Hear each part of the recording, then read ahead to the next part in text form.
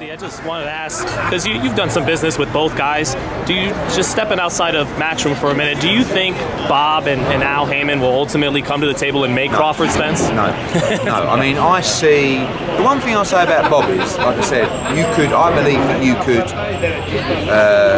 I could abuse Bob, like verbally, for an hour to his face, and that night he would still call me to do a deal for a fight. Whereas I think that doesn't apply to everybody. But I think the relationship between us and Bob, although the main problem he has is that I outmanoeuvred him and out-hustled him with the Anthony Collar situation. He's not very happy about that. But the main thing is the relationship between Haymon and Arum, in my opinion, is non-existent. And it's potentially unfixable. But the relationship between us and Arum, we'll talk, we'll go for dinner, no problem. So do you think when Bob's telling us, I want to make the Crawford Spence, I'm sure he does, but do you think when he knows there's no way it's... to put pressure on the other side, and he knows, really, he ain't going to. From the outside looking in, can you put your finger on exactly maybe one thing that's made that relationship like that? Court cases, I don't know, all kinds of internal things that we might not even know about. Muhammad Ali Act.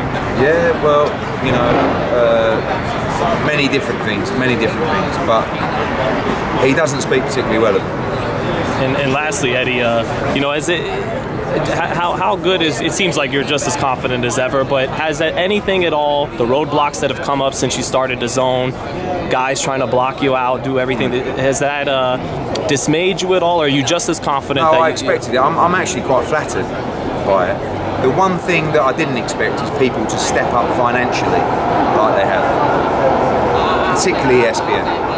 You know, because the money that DAZN pumped in and started spending is completely crazy, and I didn't expect the ESPN to lose their head and be as aggressive as they have, and now Haymon having to step up and match it. So that's been challenging but fun and amazing for the fighters. Right. What a time to be a fighter! Unbelievable.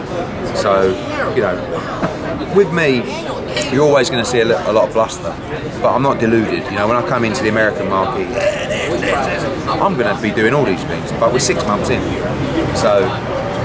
And do you time will tell. Do you feel you'll lure the great American young fighter, yes, Devin Haney?